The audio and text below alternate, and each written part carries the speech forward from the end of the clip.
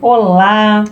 Recebam as boas-vindas do Cotidianamente, este programa da TV Cidade, canal 14 da NET, que traz informações sobre o que você faz da sua saúde mental fora do consultório do seu psicólogo, porque saúde mental é uma construção coletiva. Eu sou Ana Bononi, eu sou psicóloga, eu sou instrutora de Mindfulness, eu sou uma mulher de pele clara, eu tenho cabelo curto, uso óculos, os meus olhos e meu cabelo são castanhos. Eu estou vestindo uma saia bege, uma sapatilha dourada, uma blusa de ombros de fora, xadrezinha, branco e preto. Tem os acessórios mais prateados e alguns dourados. E atrás da gente aqui tem esse cenário, que é um avarandado, com janelas amplas, com uma vista para um mar maravilhoso, com móveis claros e cortinas claras. E hoje eu trago para vocês aqui um convidado que a gente parou de contar, eu acho que foi em 1843, de quando a gente tinha se conhecido, nós paramos de contar lá, tá? Lucas Selba, que eu tenho um enorme prazer de recebê-lo aqui. Nós temos muitas histórias legais juntos na trajetória dessa vida, lembranças afetivas muito boas. E Lucas, eu quero que você se apresente então e diga para mim e para o nosso público como que o teu trabalho contribui para a saúde mental das pessoas. Ana, querida, muito obrigado por me receber aqui. O meu trabalho, eu faço mentoria de estratégia de negócio. Então eu ajudo o empreendedor a dar direcionamento para o negócio dele, né? Geralmente, falando de tecnologia, de marketing, mas geralmente a gente fala de tudo, porque tudo interfere no negócio. E o trabalho de estratégia, ele é um trabalho que ele não só é para o negócio, ele é muito para o empreendedor se sentir mais confiante, se sentir mais tranquilo. E obviamente essa é a grande diferença na saúde mental, não só do empreendedor, porque sabe que às vezes o time todo sofre quando o empreendedor está maluco. E aí a gente, trazendo esse equilíbrio, a gente consegue também equilibrar todo o time, todo o negócio. E eu tenho outro trabalho que é um clube de negócios, que aí é outra história que a gente conversa outro dia também. Não sei se vai conversar outro dia, fiquei curiosa agora com esse clube de negócios aí. É um clube de negócios que eu criei porque eu sempre fui de fazer networking, né? Sempre fui de me relacionar, e sabe disso, né? E o networking, ele tem um valor importante para quando a gente chega em empresas médias e grandes. A gente às vezes tem muitos silos, né? Tudo muito fechado, parece que já está tudo decidido e tal, e não é assim. Existem hoje ondas de inovação que o mercado traz para serviços diferenciados, para benefícios, e o clube de negócios, ele tem a ver com advisors, que são consultores, né, de mercado, que conversam com as pessoas que estão nessas empresas para escutar a demanda deles, e aí a gente plugar os parceiros do clube que atendem essas demandas. E junto com isso a gente também faz M&A, que é fusões e aquisições, investimentos, não só em startups, mas em empresas também, e recursos financeiros. Mexe com dinheiro, em outras palavras, né? E aí estimula, impulsiona, movimenta o mercado, né? Nessa outra parte aí de business, né? E Lucas, antes aqui nos bastidores, digamos, a gente estava conversando um pouco, e você estava falando sobre essa questão do humano por trás do líder, né? Isso. E essa semana, na verdade, nós fomos tomar um café juntos, né? E eu gostei de uma brincadeira que ele fez, né? É quase como se fosse o psicólogo do empreendedor, né? É mesmo. Então, fala um pouco mais pra gente sobre isso. Sabe que tem uma coisa, né, que eu gosto mais, né? Que até publiquei no meu LinkedIn, né? Se quem tiver interesse, né? Lucas Selbach. Selbach. Eu esqueci de me apresentar. Perdão, desculpa. Eu sou um homem, tenho 1,80 m, cabelos grisalhos e curtos. Eu tenho uma barba mais grisalha do que eu gostaria. E também com bigode, né? E estou hoje com uma calça preta, tênis preto e com uma camisa rosa, que eu gosto muito. E minha camisa está dobrada nas mangas, porque eu gosto de trabalhar de manga arregaçada e fazer as coisas acontecerem. E né, sou nascido em Caxias do Sul e hoje vivo em Florianópolis também. Essa é a minha apresentação. Então tá bom. Voltando então, né, ao homem, ao psicólogo empreendedor. Então eu publiquei no meu LinkedIn um artigo falando sobre essa questão da solidão, que eu acho, Ana, que é bastante crítico. Em determinado momento, né, o mundo começou a se converter em um batalhão de especialistas, né? Então tem aquele que é especialista no especialismo, especialista do especialista, especialistado lá daquela coisa, e aí a gente tem aquele outro que é especialista naquela outra coisa, e os dois não se conversam, né, porque eles não se entendem, eles falam línguas diferentes, tem um jargão diferente, tem uma proposta de valor diferente. E eu vejo que muitas vezes o empresário ele tem que ficar trafegando em cada um desses mundos, né? Ele vai lá das finanças, aí ele fala de logística, aí ele fala de negócios, aí ele fala de mercado, ele fala dos clientes, aí ele fica transitando por esses mundos e ele conversa com um especialista que fala só sobre o mundo dele. E eu sou um cara que eu sempre trabalhei com essa visão sistêmica, né? Fruto do querido Sérgio Bracagioli, que foi um grande amigo e professor, que ele me trouxe, né, uma leitura fantástica do Peter Senge, né, da Organização que Aprende, e da Quinta Disciplina, que é o livro que eu gosto muito. E uma das disciplinas do Peter Senge era o pensamento sistêmico. Então, como é que eu faço as coisas, né, ou melhor, as coisas estão conectadas, né? Como é que eu faço a minha percepção olhar para a conexão entre as coisas? Então, quando eu digo que sou psicólogo, porque às vezes eu pergunto, né? Diz assim, escuta, não tá cansado? Né? Tá tudo bem contigo, né? Como é que tá aquela história lá que tu me falou semana passada na outra sessão de mentoria? Então, por exemplo, hoje de manhã eu também participo de programas de mentoria, que nem participo da Sinergia Amazônia, que é um programa da Fundação CERT, participo da FIENG, participo também da USP, né? E eu recentemente, ano passado, fui convidado a participar de um programa na Moldávia, uma aceleradora da Moldávia, nem sabia onde é que ficava esse troço, né? Um país... Teve que ir lá para o Google Maps. Tive que ir lá no Google Maps, que era entre a Romênia e a Ucrânia, né? E aí tive o prazer de participar junto com eles, né? Gostei muito do processo, porque, sei lá, um empreendedor de startup da área de tecnologia que é romeno e mora na Alemanha querendo desenvolver um aplicativo para reserva de espaços para o pessoal jogar futebol. Gente, isso aí é uma coisa que a gente vê aqui, né? Aqui, sei lá, aqui em Farroupilha, onde a gente está gravando, né? Então tem uma coisa muito interessante dessa malha que conecta todos os negócios, né? E aí, de novo, a gente fala de sistema, a gente fala de vida, né? E de outros conceitos que vieram depois com o passar do tempo, né? Por exemplo, o design centrado na vida. É uma coisa super interessante que eu estou estudando agora, que diz o seguinte, né? Como é que eu vou estudar um modelo, estudar uma coisa qualquer que eu vou aplicar, sei lá, desenvolver um produto, abrir um mercado, criar um negócio, se eu não considerar o ecossistema, né? Então tem pessoas, tem lugares, tem natureza, tem cidades, tem comunidades, o que mais tem incluído? Então, quando eu levo esse olhar, eu às vezes faço umas provocações e aí do meu jeito, né, que sabe que eu procuro ser divertido para coisa ficar mais leve também. E eu provoco umas risadas meio nervosas do outro lado, sabe? Então, é legal porque a pessoa, quando eu vejo a pessoa tá, né, ela tá rindo, mas ela tá pensando e ao mesmo tempo ela tá lá refletindo sobre alguma coisa.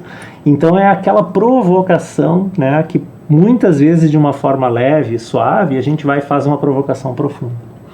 E aí é isso que eventualmente tira a pessoa daquele lugar de não, só estou fazendo isso porque todo mundo faz. Ou os meus clientes que pedem. E aí começar a tomar escolhas mais conscientes, né? E quando a gente bota a consciência no jogo, a gente sabe que o jogo muda. Então eu te digo que uma das grandes satisfações quando me chamam de psicólogo, né, de empreendedor, é que eu incluo ele no jogo. Eu boto a pessoa, eu boto a família dele, eu pergunto, eu digo, não me responde, mas eu vou te perguntar, né? Eu digo, às vezes, você está fazendo alguma terapia? Né? Você tá cuidando, né, daquele seu parente que está doente, que tu comentou na outra sessão? E aí, isso tudo, né, dá um envolvimento e uma conexão super legal, né? Então, eu boto meu jeito, imprimo meu jeito e, ao mesmo tempo, eu contribuo com o desenvolvimento do negócio. Porque se o líder está melhor, está bem, está centrado, está equilibrado, nossa, todo o resto, né, flui com mais naturalidade.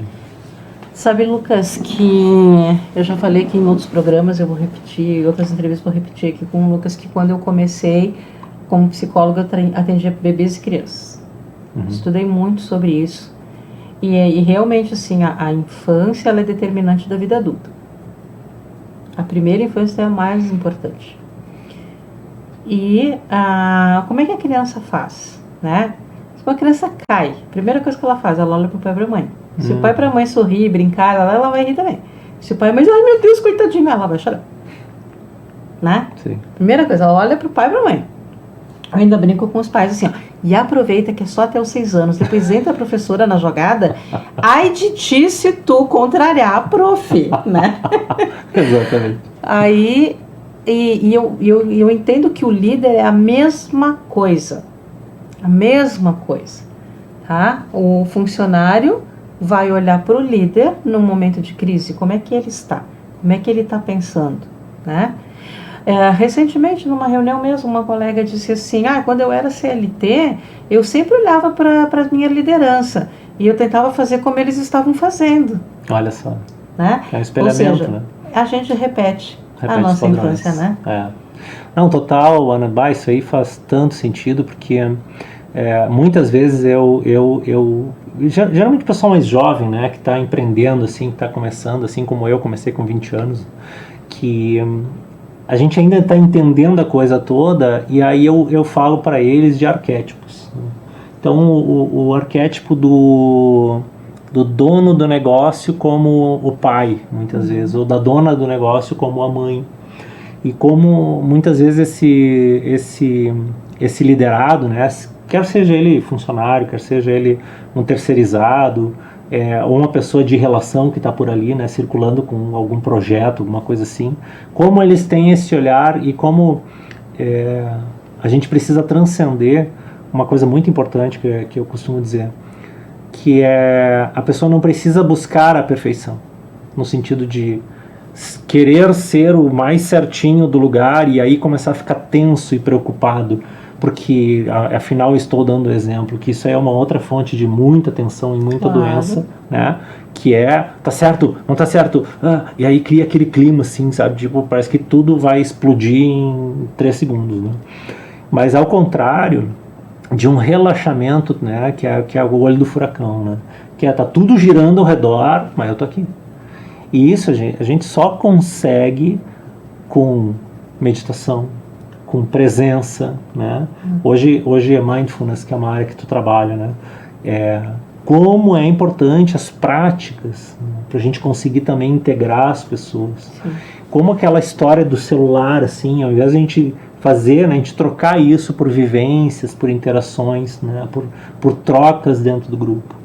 E essa sensação de time, né, de equipe, até de comunidade, né, quando a gente envolve mais gente, ela se torna assim, absolutamente essencial para conduzir qualquer processo com seriedade. Né?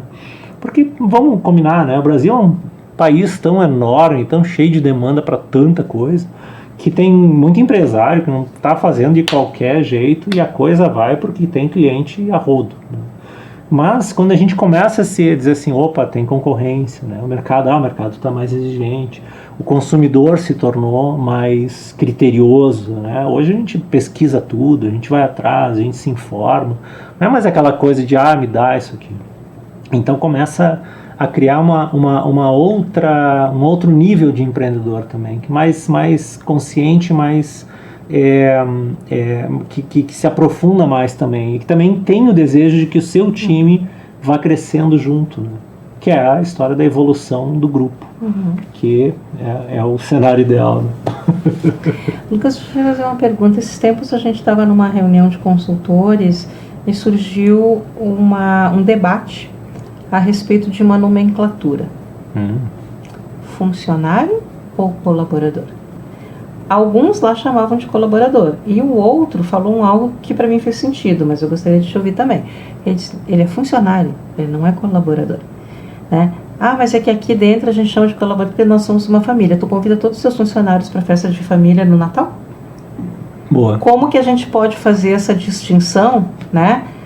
Que não é sobre não ser afetivo, não é sobre não compreender a pessoa ou ser um apoiador, mas que os lugares estejam muito bem determinados e delineados dentro da estrutura da empresa, né? Ana, esse assunto a gente poderia fazer mais umas 4... A gente tem pelo menos mais uns 15 minutinhos aqui.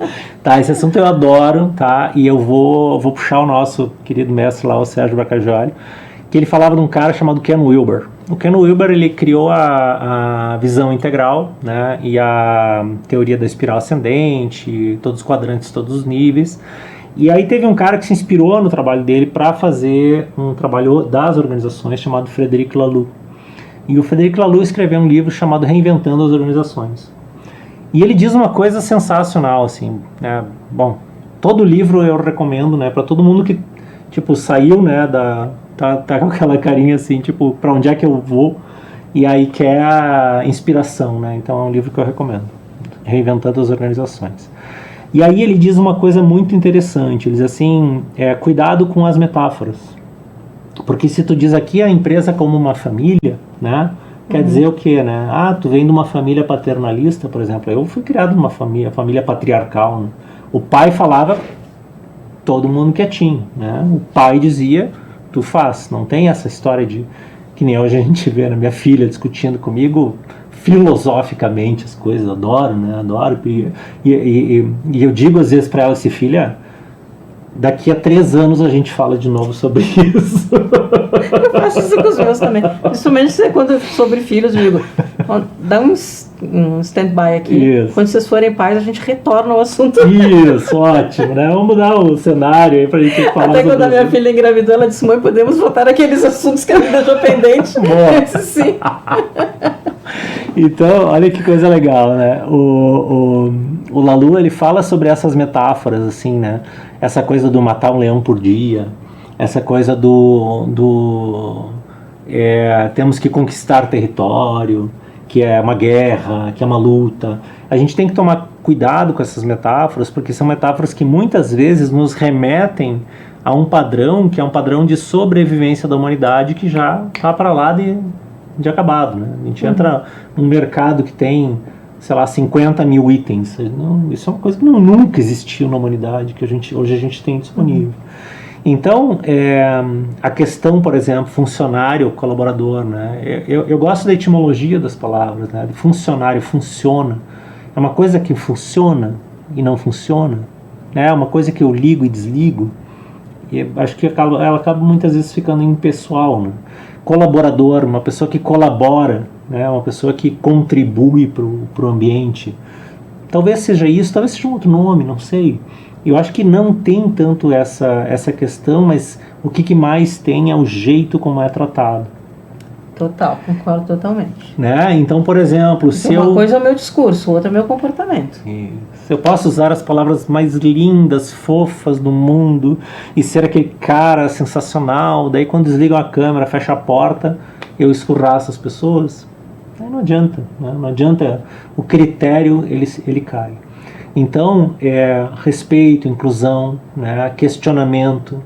Eu acho que essa questão, né, outra coisa, o brasileiro adora confundir e misturar as coisas, né, eu acho que o profissionalismo, né, outro exemplo que eu gosto de dar, profissional e amador, né, então aquele que professa, né, aquele que faz aquilo como um trabalho, e aquele que ama, eu amo fazer isso aqui, sabe, então como é que eu distingo, né? Como é que eu me torno de amador, eu viro um profissional? Como é que eu digo? Só um pouquinho. Vai. Como pegando a etimologia da palavra muda totalmente a percepção, né?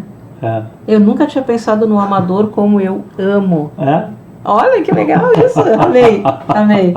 Não, e tem uma coisa assim de tipo, eu quero profissionalizar o meu trabalho, porque nós precisamos profissionalizar o nosso trabalho. Eu me lembro que quando comecei a fazer consultoria, né, em 2004, eu sei que um dia eu acordei e digo assim, gente, é isso, eu quero ser consultor, eu não sabia. eu era um cara chato que enchia as pessoas de perguntas, né? Por quê? Porque eu não me posicionava.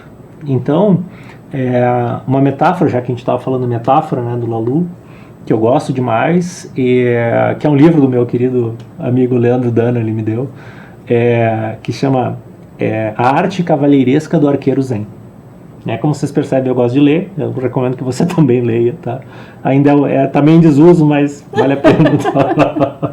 Não, aqui, eu também adoro. É um livrinho, mas desse tamanhinho, mas ele tem muita coisa condensada. É daqueles assim, mas que tu leva 10 anos para conseguir ler? Isso, eu ainda não terminei, tá? Tipo, o drama da criança bem dotada, eu fui lá na livraria da Maria Helena, ela me entregou assim, nossa, fininho assim, vou ler esse final de semana. Eu levei 1 ano para conseguir deglutir. Tipo isso. E ele fala de uma coisa muito legal, né? Que foi assim, a experiência dele, né? Como um europeu que já estava na arte do arco e flecha e dizia, não, mas eu conheço, eu sei, não sei o quê. Aí ele foi pro Japão e deu de cara com o mestre Zen para ensinar para ele arquearia Zen. E aí ele diz o seguinte, não, achei que era só chegar lá e apontar na flecha e pá, né? Não é isso, não. E eles que ficou um tempo até aprender que ele tinha a hora certa para soltar. Uhum. Então, a metáfora que eu costumo dizer em muitas mentorias, especialmente quando o problema é posicionamento, tu tem que ter um alvo. Então, imagina o seguinte, você vai entrar num lugar para fazer um arco e flecha, você diz assim, tá, mas cadê meu alvo? Tá lá longe ou tá aqui pertinho? Né? Tá, é pequeno, é grande, né? Como é que eu dimensiono ele? Tá? Então, tem um lugar lá e não tem a clareza do meu alvo. Aí agora eu vou escolher o arco. Qual é o arco? Qual é a flecha que eu vou usar para esse arco? Legal, tá. Aí qual é a próxima coisa? Me posicionar. Não adianta sentar aqui, né? Agora, não, pera um pouquinho, tem que estar num posicionamento adequado com a coluna. E a última coisa é soltar a flecha. A gente entrou nesse momento da humanidade, acho que muito por Hollywood, essas coisas muito americanizadas, né? De achar que tudo é metralhadora. Clientes, né? Não. É muito mais sobre se você ser assertivo, acertar bem o seu cliente no ponto certo, para conseguir fazer com que ele diga assim, nossa, eu gostei disso. A minha experiência foi boa.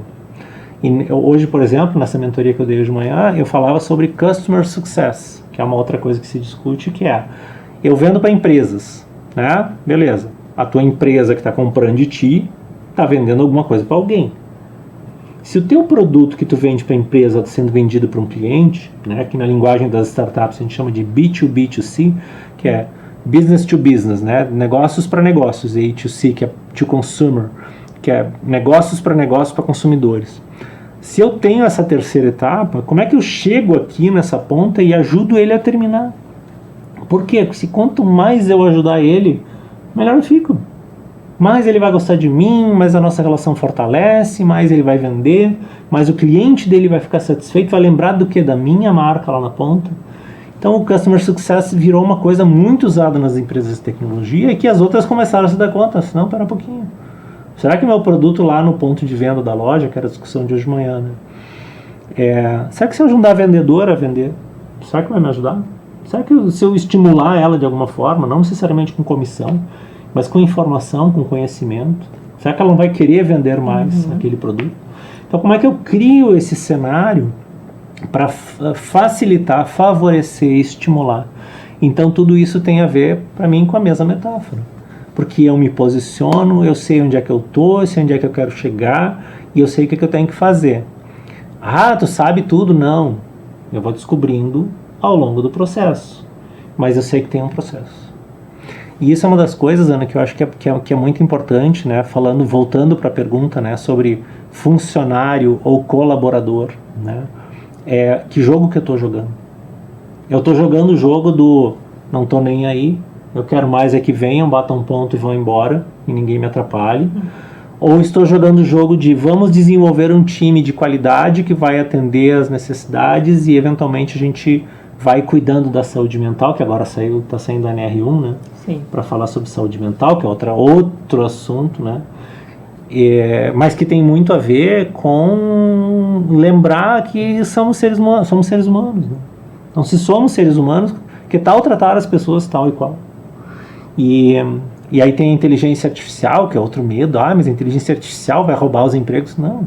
A inteligência artificial vai roubar o trabalho repetitivo e robotizado. Isso que a inteligência artificial vai fazer. E aí, às vezes, um exemplo prático, né?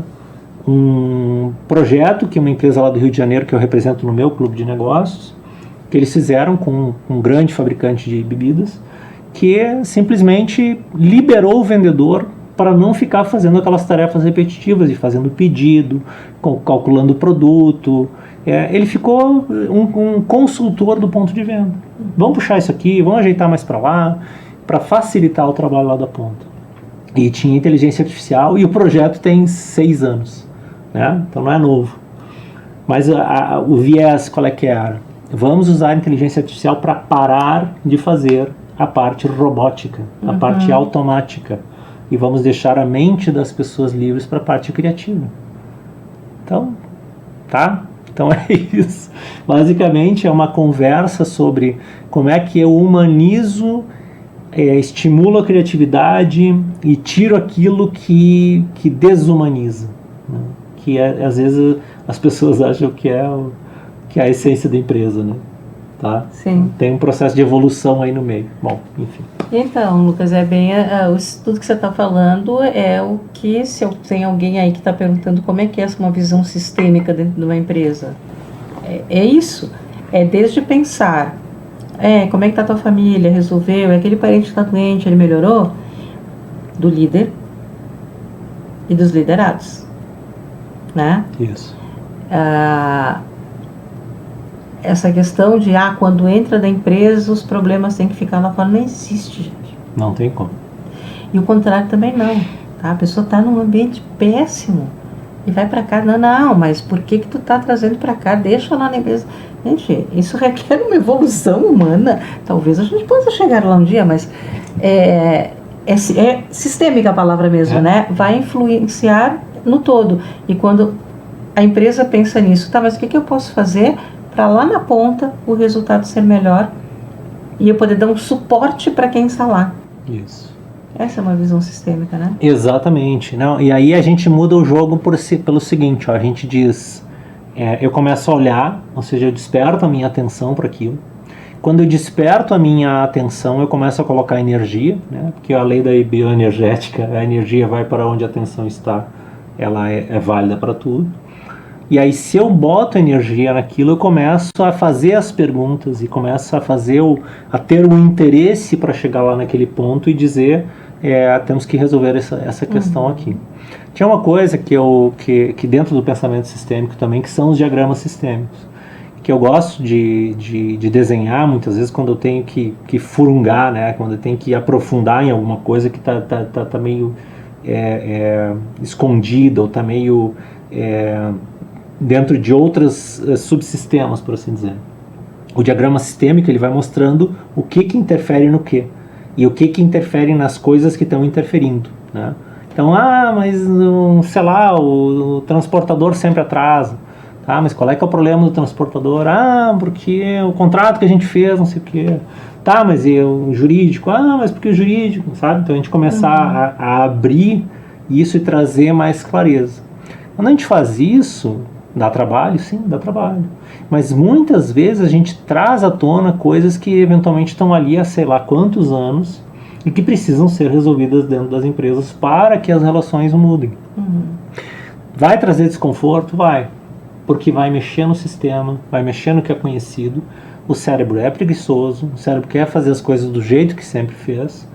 Mas o líder, com essa visão sistêmica, com a visão prática e com esse desejo de trazer as coisas à tona, ele vai criar uma resolução que vai economizar a energia do sistema. Então tu percebe, né? Gasta-se mais energia para sair do modelo, para fazer um novo modelo mais eficiente, mais eficaz, e aí o novo modelo vai economizar energia. E aí sobra energia para quê? Para criar, para pensar, para inovar, para buscar outros mercados. Então, em um determinado momento é difícil, né, o trabalho, porque eu tenho que sair do que eu sempre fiz para fazer uma outra coisa, para então conseguir ter recursos para fazer melhor aquilo que era feito e para conseguir fazer coisas novas que podem inclusive ser muito mais rentáveis ou prazerosas até, né, do que eu fazia antes. Se deslocar daquele lugar de, sei lá, sempre foi feito assim, né? Isso. Não, mas vê, não tem outro jeito. Não né? tem outro jeito. Não tem outro jeito. Gostaram? Querem que o Lucas volte? Eu quero. Gente, então assim, ó, é findado o nosso tempo. Quero agradecer muito ao Lucas por estar aqui com a gente, compartilhando todos esses pensamentos, coisas que ele falou ali que faziam parte da minha vida uns anos atrás, e ele vem relembrando, assim, né? Como inclusive o aniversário dele, tá? 4 de março. Parabéns pro Lucas.